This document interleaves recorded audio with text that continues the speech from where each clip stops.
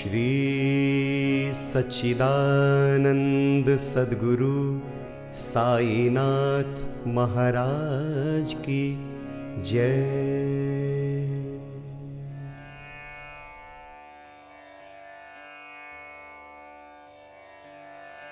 श्री साईं सचरित्र अध्याय 7।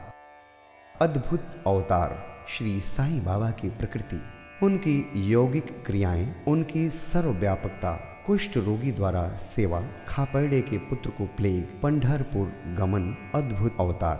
श्री साईं बाबा समस्त यौगिक क्रियाओं में पारंगत थे। 6 प्रकार की क्रियाओं के तो वे पूर्ण ज्ञाता थे। 6 क्रियाएं जिनमें धोती, एक 3 फुट चौड़े व 22.5 फुट लंबे कपड़े के भींगे हुए टुकड़े से पेट को स्वच्छ करना, खंड योग अर्थात अपने शरीर के अवयवों को पृथक पृथक कर उन्हें पुनः पूर्ववत जोड़ना और समाधि आदि भी सम्मिलित हैं। यदि कहा जाए वे हिंदू थे तो आकृति से वे यवन से प्रतीत होते थे। कोई भी यह निश्चय पूर्वक नहीं कह सकता था कि वे हिंदू थे या यवन। वे हिंदुओं का रामनवमी उत्सव यथाविधि मनाते थे और साथ ही मुसलमानों का चंदनोत्सव भी। वे उत्सव में दंगलों को प्रोत्साहन तथा विजेताओं को पर्याप्त पुरस्कार देते थे।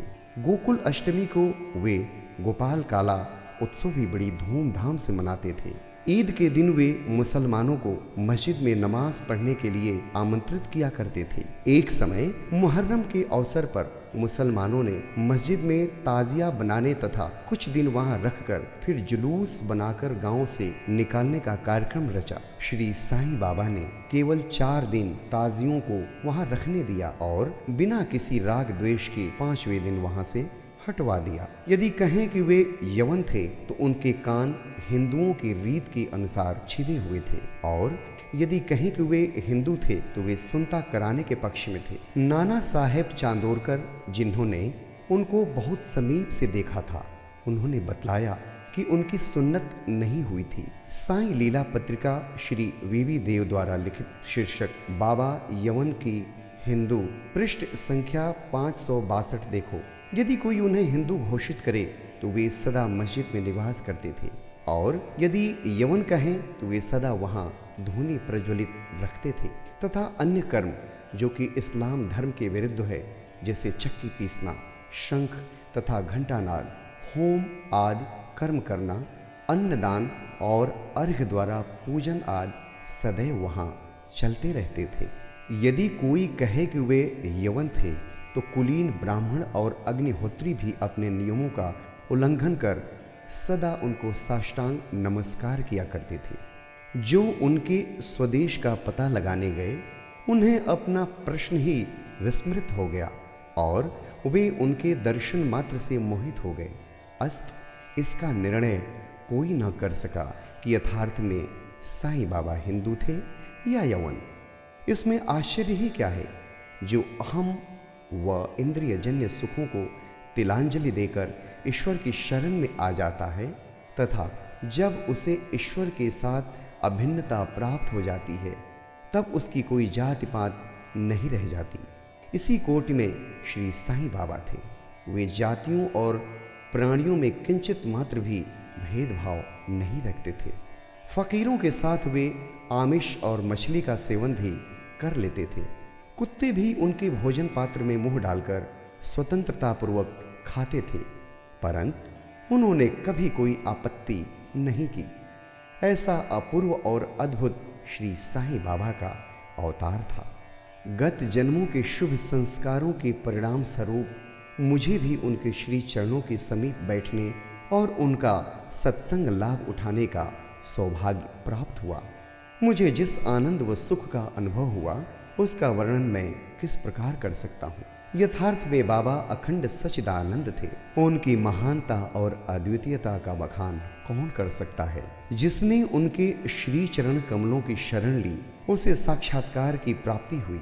अनेक सन्यासी, साधक और अन्य मुमुक्ष जन भी श्री साईं बाबा के पास आया करते थे। बाबा भी सदैव उनके साथ चलते फिरते, उठते बैठते, उनसे वार्तालाप कर उनका चित्तरंजन किया करते थे। अल्लाह मालिक सदैव उनके होठों पर था। वे कभी भी विवाद और मतभेद में नहीं पड़ते थे तथा सदा शांत और स्थिर रहते थे, परंतु कभी कभी वे क्रोधित हो जाया करते थे। वे सदैव ही वेदांत की शिक्षा दिया करते थे। कोई भी अंत तक न जान सका कि श्री साईं बाबा वास्तव में कौन थे। अमीर और गरीब दोनों उनके लिए एक समान थे। वे लोगों के गुह व्यापार को पूर्णतया जानते थे और जब वे रहस्य प्रकट करते तो सब विस्मित हो जाते थे। स्वयं ज्ञान अवतार होकर भी वे सदैव अज्ञानता का प्रदर्शन किया करते थे। उन्हें आदर सत्कार से सदैव अरुचि थी। इस प्रकार का श्री साईं बाबा का वैशिष्ट्य था। थे तो वे शरीरधारी, परंतु कर्मों से उनकी ईश्वरीयता स्पष्ट झलकती थी। शिरडी के सकल नर नारी उन्हें पर ब्रह्म ही मानते थे। बाबा की प्रकृति। मैं मूर्ख जो हूं, श्री साईं बाबा की अद्भुत लीलाओं का वर्णन नहीं कर सकता। शिरडी के प्रायः समस्त मंदिरों का उन्होंने जीर्णोद्धार किया। श्री तात्या पाटिल के द्वारा शनि, गणपति, शंकर, पार्वती, ग्राम्य देवता और हनुमान जी आदि के मंदिर ठीक करवाए। उनका दान भी विलक्षण था। दक्षिणा के रूप में जो धन एकत्रित होता था, उसमें से वे किसी को 20 रुपये, किसी को 15 रुपये या किसी को 50 रुपये इस प्रकार प्रतिदिन स्वच्छंदतापूर्वक वितरण कर देते थे। प्राप्तिकर्ता उसे शुद्ध दान समझता था। बाबा की भी सदैव यही इच्छा थी कि उसका उपयुक्त रीत से व्यय किया जाए। बाबा के दर्शन से भक्तों को अनेक प्रकार का लाभ पहुंचता था। अनेकों निष्कपट और स्वस्थ बन गए, दुष्ट आत्मा पुण्यात्मा में परिणित हो गए, अनेकों कुष्ठ रोग से मुक्त हो गए और अनेकों को मनोवांछित फल की प्राप्ति हो गई। पंगुओं की पंगुता नष्ट हो गई, उनकी कीर्ति दूर दूर तक फैलती गई और भिन्न भिन्न स्थानों से यात्रियों के झुंड शिरडी आने लगे। बाबा सदा धूनी के पास ही आसन जमाए रहते और वहीं विश्राम किया करते थे। वे कभी स्नान करते और कभी स्नान किए बिना ही समाधि में लीन रहते थे। वे सिर पर एक साफा, कमर में एक धोती और तन ढकने के लिए एक अंगरखा धारण करते थे। प्रारंभ से ही उनकी वेशभूषा इसी प्रकार थी। अपने जीवन काल के पूर्वार्ध में वे गांव में चिकित्सा कार्य भी किया करते थे। रोगियों को निदान कर उन्हें औषध भी देते थे और उनके हाथ में अपरिमित यश था। इस कारण से वे अल्पकाल में ही योग्य चिकित्सक विख्यात हो गए। यहाँ केवल एक ही घटना का उल्लेख किया जाता है जो बड़ी विचित्र सी है। विलक्षण नेत्र चिकित्सा।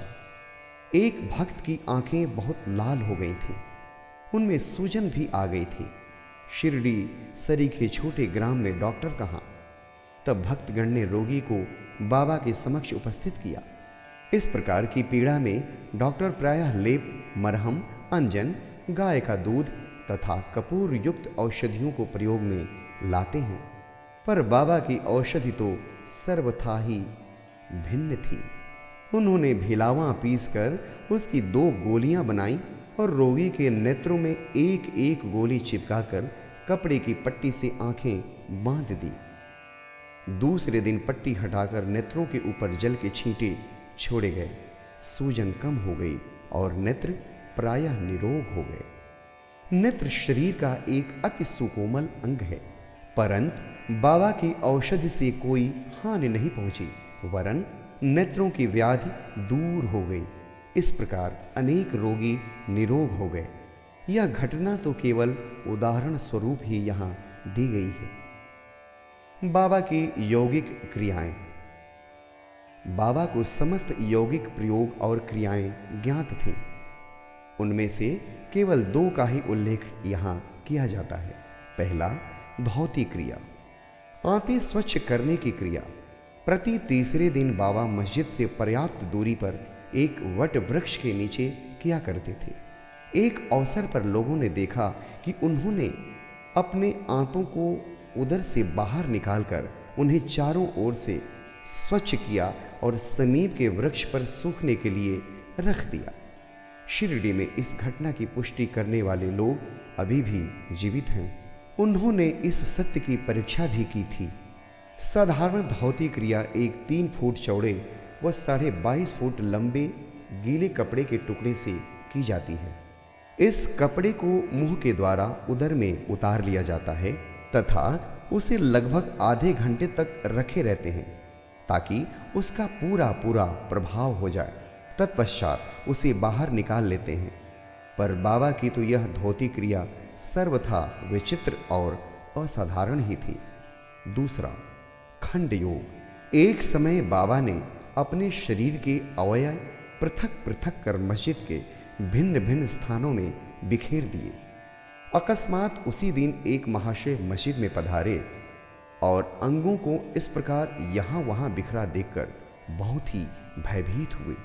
पहले उनकी इच्छा हुई कि लौटकर ग्राम अधिकारी के पास यह सूचना भिजवा देनी चाहिए कि किसी ने बाबा का खून कर उनके टुकड़े टुकड़े कर दिए हैं, परंतु सूचना देने वाला ही पहले पकड़ा जाता है। यह सोचकर वे मौन रहे। दूसरे दिन जब वे मस्जिद में गए तो बाबा को पूर्ववत हृष्ट पुष्ट और स्वस्थ देखकर उन्हें बड़ा विस्मय हुआ। उन्हें ऐसा लगा कि पिछले दिन जो दृश्य देखा था वह कहीं स्वप्न तो नहीं था। बाबा बाल्यकाल से ही यौगिक क्रियाएं किया करते थे और उन्हें जो अवस्था प्राप्त हो चुकी थी उसका सत्य ज्ञान किसी को भी नहीं था। चिकित्सा के नाम से उन्होंने कभी किसी से 1 पैसा भी स्वीकार नहीं किया। अपने उत्तम लोकप्रिय गुणों के कारण उनकी कीर्ति दूर दूर तक फैल गई। उन्होंने अनेक निर्धनों और रोगियों को स्वास्थ्य प्रदान किया। इस प्रसिद्ध डॉक्टरों के डॉक्टर, मसीहों के मसीहा ने कभी अपने स्वार्थ की चिंता न कर अनेक विघ्नों का सामना किया तथा स्वयं असहनीय वेदना और कष्ट सहन कर सदैव दूसरों की भलाई की और उन्हें विपत्तियों में सहायता पहुंचाई। वे सदा पर कल्याणार्थ चिंतित रहते थे। ऐसी ही एक घटना नीचे लिखी जाती है जो उनकी सर्वव्यापकता तथा महान दयालुता की द्योतक है। बाबा की सर्वव्यापकता और दयालुता। सन 1910 में बाबा दीपावली के शुभ अवसर पर धूनी के समीप बैठे हुए अग्नि ताप रहे थे तथा साथ ही धूनी में लकड़ी डालते जा रहे थे। धूनी प्रचंडता से प्रज्वलित थी। कुछ समय पश्चात उन्होंने लकड़ियां डालने के बदले अपना हाथ धूनी में डाल दिया। हाथ बुरी तरह से झुलस गया। नौकर माधव तथा माधवराव देशपांडे ने बाबा को धूनी में हाथ डालते देखकर तुरंत दौड़कर उन्हें बलपूर्वक पीछे खींच लिया। माधवराव ने बाबा से कहा, देवा, आपने ऐसा क्यों किया? बाबा सावधान होकर कहने लगे, यहाँ से कुछ दूरी पर एक लोहारिन जब भट्ठी धौंक रही थी, उसी समय उसके पति ने उसे बुलाया। कमर से बंधे हुए शिशु का ध्यान छोड़कर वह शीघ्रता से वहां दौड़ कर गई। अभाग्यवश शिशु फिसलकर भट्ठी में गिर पड़ा। मैंने तुरंत भट्ठी में हाथ डालकर शिशु के प्राण बचा लिए। मुझे अपना हाथ जल जाने का कोई दुख नहीं है, परंतु मुझे संतोष है कि एक मासूम शिशु के प्राण बच गए। कुष्ठ रोगी द्वारा सेवा। माधवराव देशपांडे के द्वारा बाबा का हाथ जल जाने का समाचार पाकर श्री नाना साहेब चांदोरकर मुंबई के सुप्रसिद्ध डॉक्टर श्री परमानंद के साथ दवाइयाँ, लेप, मरहम तथा पट्टियां आदि साथ लेकर शीघ्रता से शिरडी को आए। उन्होंने बाबा से डॉक्टर परमानंद को हाथ की जांच करने और जले हुए स्थान में दवा लगाने की अनुमति मांगी। यह प्रार्थना अस्वीकृत हो गई। हाथ जल जाने के पश्चात एक कुष्ठ रोग पीड़ित भक्त भागोजी शिंदे उनके हाथ पर सदैव पट्टी बांधते थे। उनका कार्य था प्रतिदिन जले हुए स्थान पर घी मलना और उसके ऊपर एक पत्ता रखकर पट्टियों से उसे पुनः पूर्ववत कसकर बांध देना, घाव शीघ्र भर जाए। इसके लिए नाना साहेब चांदोरकर ने पट्टी छोड़ने तथा डॉक्टर परमानंद से जांच व चिकित्सा कराने का बाबा से बारंबार अनुरोध किया। यहाँ तक कि डॉक्टर परमानंद ने भी अनेक बार प्रार्थना की, परंतु बाबा ने यह कहते हुए टाल दिया कि केवल अल्लाह ही मेरा डॉक्टर है। उन्होंने हाथ का परीक्षण करवाना अस्वीकार कर दिया। डॉक्टर परमानंद की दवाइयाँ शिरडी के वायुमंडल में न खुल सकीं और न उनका उपयोग ही हो सका। फिर भी डॉक्टर साहब का परम भाग्य था जो उन्हें बाबा के श्री दर्शन का लाभ हुआ। भागो जी को दवा लगाने की अनुमति मिल गई। कुछ दिनों के उपरांत जब घाव भर गया तब सब भक्त सुखी हो गए, परंतु यह किसी को भी ज्ञात न हो सका कि कुछ पीड़ा शेष रही थी या नहीं। प्रतिदिन प्रातःकाल घृत से हाथ की मालिश और पुनः कसकर पट्टी बांधना श्री साईं बाबा की समाधि पर्यंत यह क्रम इसी प्रकार चलता रहा। श्री साईं बाबा सदृश पूर्ण सिद्ध को यथार्थ में इस चिकित्सा की भी कोई आवश्यकता नहीं थी, परंतु भक्तों के प्रेमवश उन्होंने भागो जी की यह सेवा अर्थात उपासना निर्विघ्न स्वीकार की। जब बाबा लिंडी को जाते तो भागो जी छाता लेकर उनके साथ ही जाते थे। प्रतिदिन प्रातःकाल जब बाबा धुनी के पास आसन पर विराजते तब भागो जी वहां पहले से ही उपस्थित रहकर अपना कार्य प्रारंभ कर देते थे। भागो जी ने पिछले जन्म में अनेक पाप कर्म किए थे, इस कारण वे कुष्ठ रोग से पीड़ित थे। उनकी उंगलियां गल चुकी थी और शरीर पीप आदि से भरा हुआ था, जिससे दुर्गंध भी आती थी।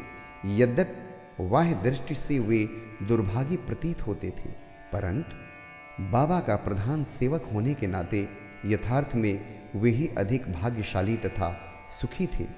उन्हें बाबा के सानिध्य का पूर्ण लाभ प्राप्त हुआ। बालक खापर्डे को प्लेग। अब मैं बाबा की एक दूसरी अद्भुत लीला का वर्णन करूंगा।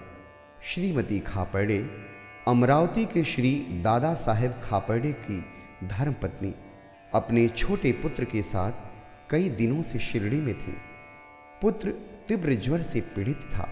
पश्चात उसे प्लेग की गिल्टी गांठ भी निकल आई। श्रीमती खापर्डे भयभीत हो बहुत घबराने लगी और अमरावती लौट जाने का विचार करने लगी। संध्या समय जब बाबा वायु सेवन के लिए वाड़े, अब जो समाधि मंदिर कहा जाता है, के पास से जा रहे थे, तब उन्होंने उनसे लौटने की अनुमति मांगी तथा कंपित स्वर में कहने लगे कि मेरा प्रिय पुत्र प्लेग से ग्रस्त हो गया है, अतः अब मैं घर लौटना चाहती हूँ। प्रेम पूर्वक उनका समाधान करते हुए बाबा ने कहा, आकाश में बहुत बादल छाए हुए हैं, उनके हटते ही आकाश पूर्ववत स्वच्छ हो जाएगा।